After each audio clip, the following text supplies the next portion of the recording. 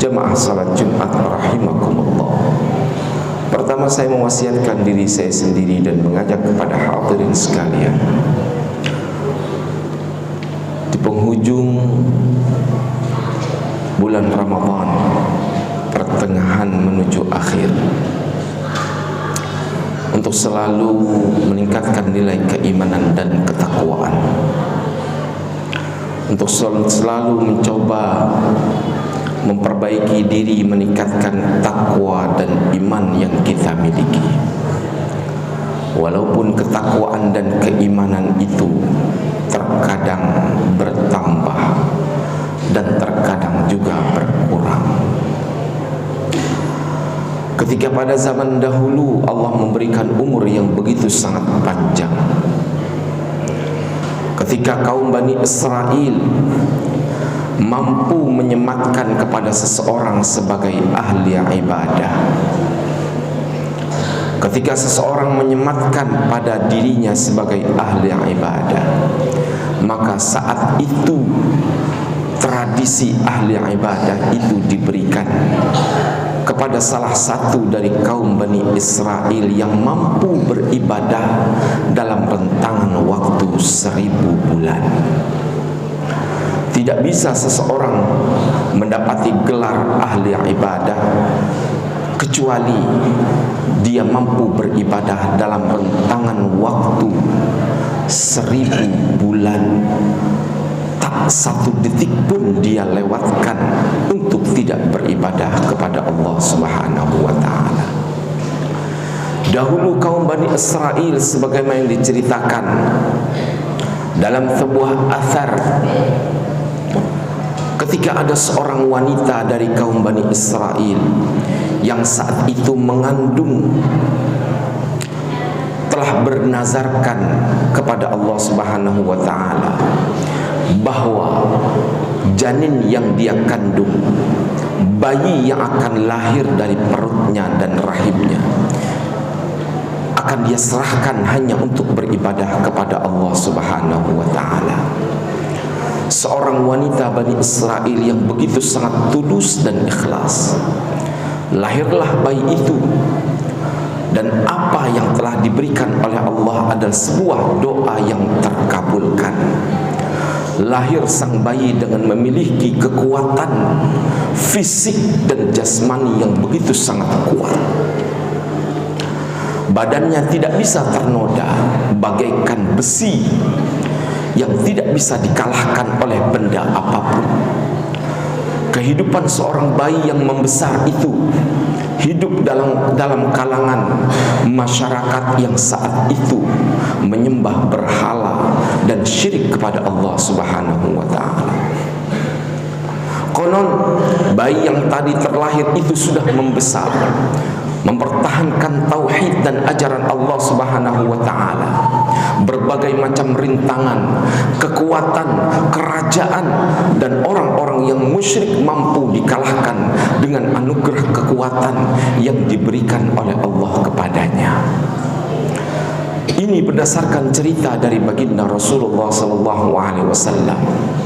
Perjuangan bayi yang menjadi kuat itu kurang lebih 1000 bulan, mengalahkan segala macam kesyirikan, mengalahkan segala macam sesembahan berhala. Di saat itu pula para sahabat kemudian bertanya, "Ya Rasulullah, bagaimana dia berjuang dan berjihad dengan kekuatan seorang diri? Bagaimana dia mampu dengan kekuatan yang Allah titipkan kepadanya mengalahkan puluhan ribu bahkan kerajaan tentara yang memiliki kekuatan begitu sangat dahsyat, kalau bukan karena kekuatan dari Allah Subhanahu wa ta'ala?"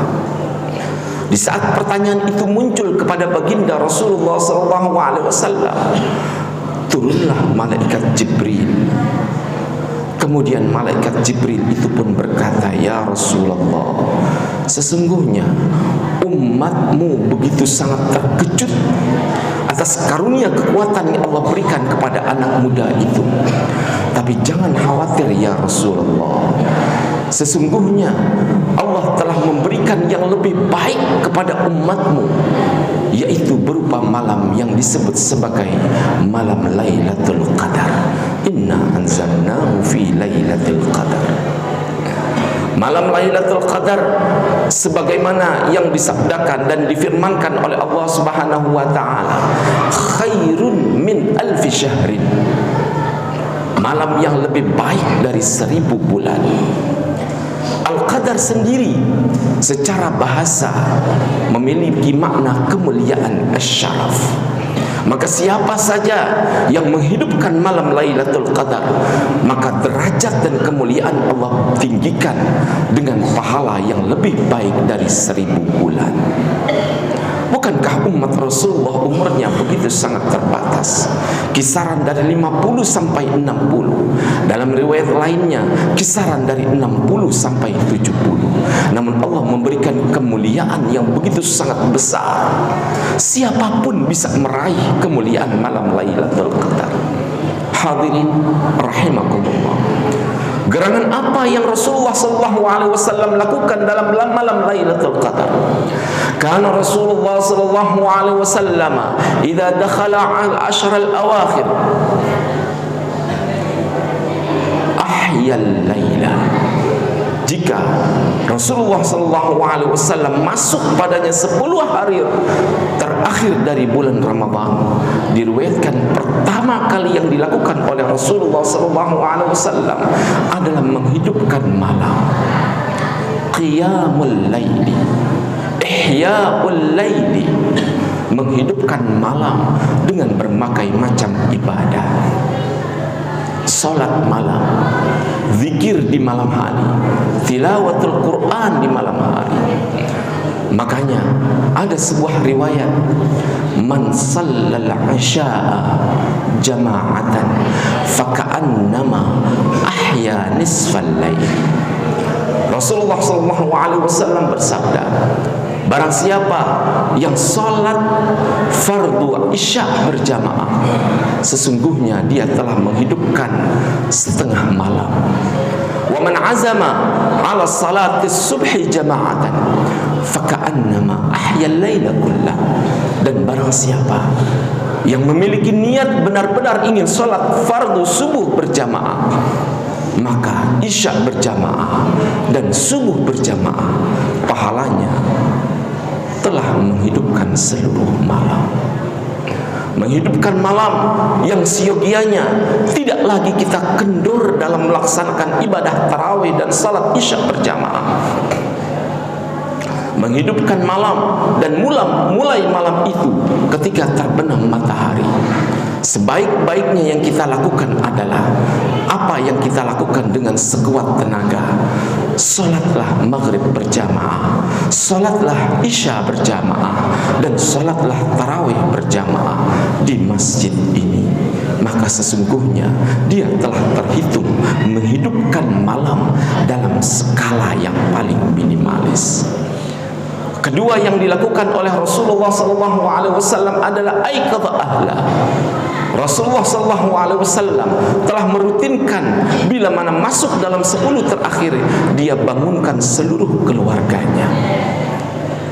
Dia minta kepada seluruh keluarganya untuk tidak luput menghidupkan malam dengan membaca Al-Quran, dengan menghidupkan malam salat tahajud dan salat malam lainnya.